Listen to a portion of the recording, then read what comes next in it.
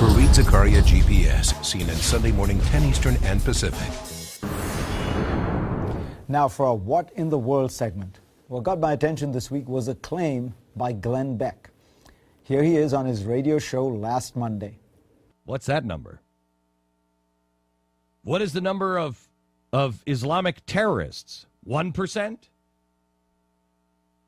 I think it's closer to 10%, but the rest of the PC world will tell you, oh no, it's minuscule. So let's do a bit of math here.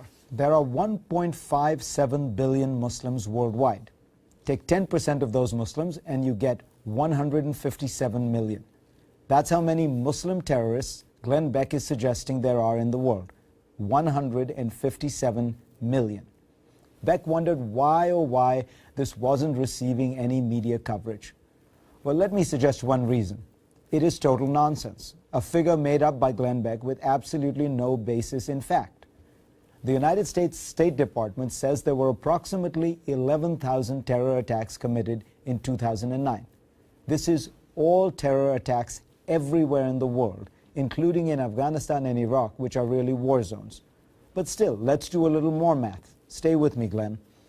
Let's be very generous and say that it took 100 people to plan and execute each one of those 11,000 attacks. In fact, most of the attacks were solo, at most involving 2 or 3 people, but let's be generous. 100 people times 11,000 terror attacks equals 1,100,000 people. But Glen Beck's figure is 150 times higher than that. If in fact there are 157 million Muslim terrorists in the world, what were the other 155,900,000 some odd of them doing last